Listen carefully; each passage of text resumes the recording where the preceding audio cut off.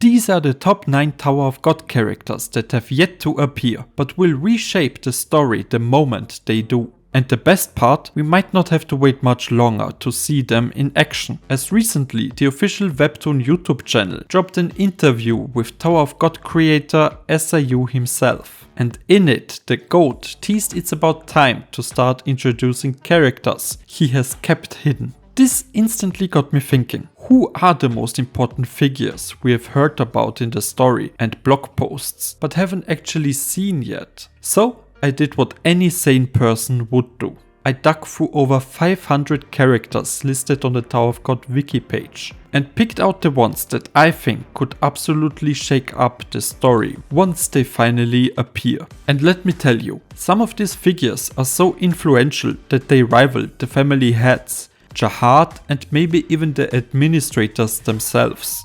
But first, a disclaimer. Since these characters have not yet appeared in the story, most, if not all the information surrounding them come from old blog posts. So chances are that the details around them might be different once they actually appear, if indeed SIU even decides to integrate them into the story. But with that out of the way, let's start with someone I've already talked about on this channel, Baek Ryun. Baek Ryun is ranked 9th in the tower and the ruler of the 77th floor, meaning he actually sits higher than most family heads. He is also the leader of Wolhaiksong, with Yurek Magino serving as his number 2. Which is insane when you think about it. Yurek, one of the most broken characters in Tower of God, is technically his subordinate. Born as an orphan in the middle area, Baek Ryun ended up isolating himself in a forest, where he taught himself Shinsu manipulation. And apparently he was so naturally gifted that eventually Hedon made notice and made him a regular. His climb through the tower is basically a black box. All we know is that he became a ranker incredibly fast and then just went straight back to his forest.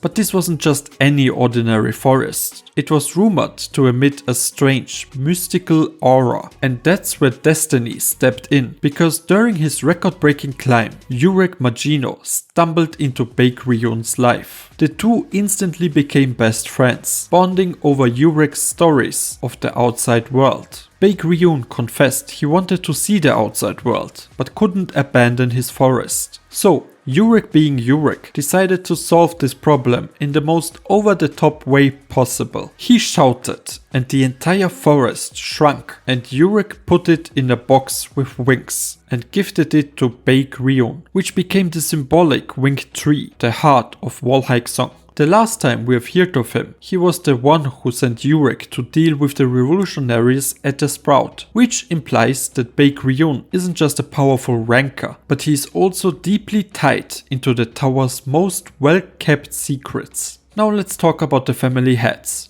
who, despite being some of the most important figures in the tower, have yet to grace us with their presence.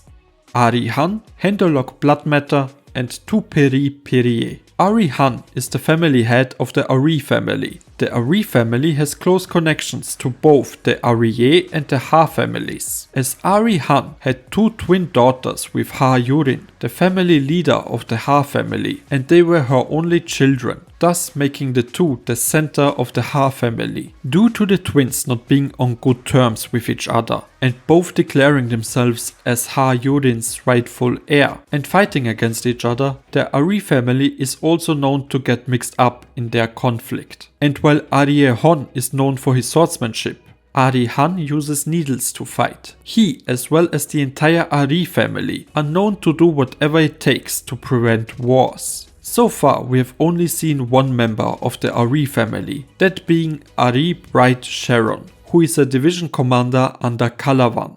Hendolok Bloodmatter is the family head of the Hendo family and occupies rank 16. He is the family head with the most children, and there's a very dark reason for that. This is because when the great warriors and Jahad reached the 100th floor during their initial climb of the tower, they were granted the gift of immortality by that floor's administrator. However, for unknown reasons, Bloodmatter was excluded. So he begged the administrator for a way to receive eternal life, and the administrator decided to offer it under one condition. If you give your children and your children's children the curse of a short life, you alone will be able to live an eternal life through the life you have taken from them. Although conflicted, Hendo could not overcome his fear of death and accepted the administrator's condition. So far, we have only met one member of the Hendo family, a regular named Bel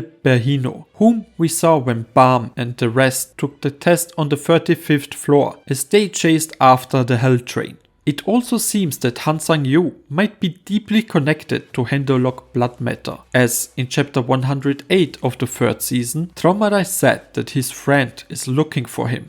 Tu Peri Perier might just be the most mysterious family head and family in general, as so far we have not met a single member of this family, though it is heavily implied that the princess, Jaina Repelista Jahat, is a member of this family, whom we have last seen at the start of the Hell Train arc, when she told Yuri that Bam would be boarding it.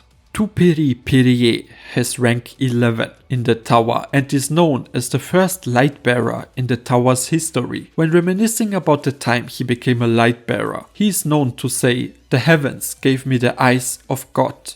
After the great journey, Tu Peri Perier became one of the most active family heads, and is known to have created many items, along with the workshop. He is also credited with pioneering the role of lightbearers as a communication hub for their teams. Tu Peri Perier's most famous creation are the 3 opera lighthouses, which are among the greatest lighthouses in the tower. Of the 3 existing operas, one is in the hands of Tu Peri Perier himself, although he does not use it and uses the lighthouse called Eyes of God instead. One is in the hands of Princess Jaina Repelista Jahat, who watches all the events in the tower through it. And the third one is in the hands of Lord Flux, who is one of the so-called Free Lords, which I actually won't discuss in this video, as I believe the whole Free Lord concept has been scrapped. What has not been scrapped are the Slayers, of which Poifometo is one of. I need to work on better transitions. Ryun described a Slayer as a god for those who have a grudge against the 10 families and Jahat, those who envy what they possess, and those who want to change the tower. Poifometo is a Slayer of Fuck and also Madorako's god. The last we had heard of him was in the first chapter of season 3, when Karaka asked Madoroko if he had heard from the other Slayers after the battle at the last station. And Madorako said their god, Poifometo, had gone to sleep, which could actually mean a lot of things in Tower of God. Suspended animation, sealed away, or maybe he's literally just dreaming. Either way, the fact that SIU purposefully mentioned him but hasn't put him in the story yet screams big reveal later. Next up, we have Ashul Edwaru, who produced the most well-known weapons in the entire tower, the 13 months. When Jahat announced that he would stop climbing the tower and declare himself as the king of the tower, he split the key of the tower that would open the door leading to higher floors into 2 parts, so that no one could go beyond the 134th floor. He gave the first part of the key to Ashul Edwaru, who melted it and turned it into the 13 months series, so that the key would be shared between Jahat and his 12 companions. The other half of the key was melted into several crimson rings with the crest of Jahat. Ashul himself hasn't appeared yet, but if and when he does, he could completely retextualize the role of the 13-month weapons.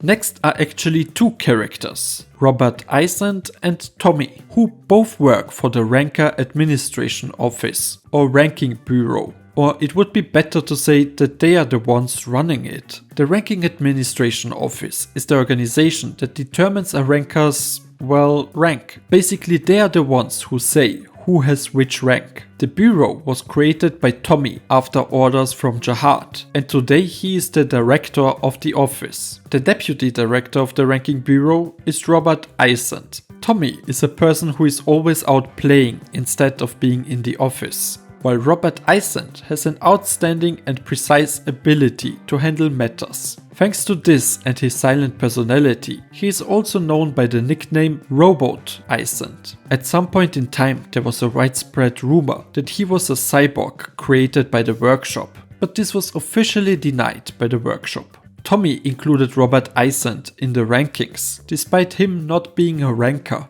One day, Tommy texted Isand asking what ranking he would give himself, and Isand responded with a question mark, which Tommy literally added to the rankings. At some point in the history of the tower, there was a time when Jurek Magino, who had complained about his rank being lower than Fantaminum's, broke into the ranking administration office, captured Isand and threatened him to raise his rank. Jurek asked, "Have you ever seen me fight Fantaminum?" But Isand answered briefly and without hesitation, "You would be the loser."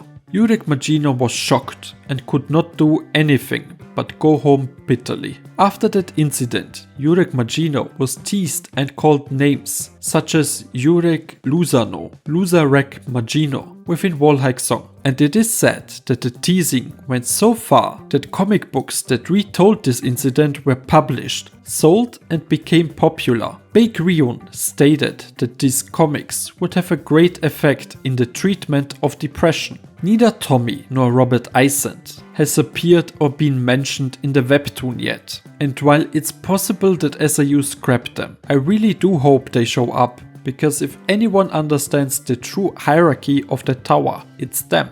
Also, they seem like very fun side characters. And last but certainly not least is the one person in the tower that has, in my opinion, the biggest influence in the entire tower, more so than the family heads, Jahad, and even the administrators. That person is the father of the workshop, Maxf. Maxf was present in the tower before Jahad and the Great Warriors entered the tower. He played a pivotal role in assisting them as they climbed the tower. It can be said that nearly all advancements that can be classified as science trace back to him. Maxf created numerous items and some of the strongest weapons, including the inarguably most important item, pockets. They are essentially the glue holding the tower's society together, because they automatically translate every language in the tower in real time. Power, politics, even survival, none of it works without people being able to understand each other. Jahad's empire, the 10 families, even the workshop itself. None of these institutions would function if pockets didn't exist. It's no exaggeration to say that the tower as we know it would collapse without pockets. But that's not all. Maxf also created the white ore, currently the only S+ rank weapon in the tower, which is owned by Arye Hon, the strongest of the 10 great family heads. After the Great Warriors ascended the tower, Maxf created a creature who is nothing by itself but can become anything at the request of Lopobia Traumarai. Maxf successfully created Enkidu. He also built the Scale of Judgment and Jade Awakening Stick for Gusting at V's request. Items so powerful they might bypass the family head's immortality contracts. To put it bluntly, I believe Maxf is one of the only individuals who could topple the Jahad Empire tomorrow if he felt like it. The only reason he hasn't is because both he and the workshop have zero interest in meddling with the tower's politics or power struggles. So, those are the most important characters we have yet to see in Tower of God. When SIU finally introduces them, the balance of power in the tower could completely change. But now I want to hear from you. Which of these characters do you think is most likely to appear first? And which one do you think will have the biggest impact if and when they finally step into the story? Let me know your thoughts in the comments. And as always, I'm Dennis and I want to say thank you for watching. Bye!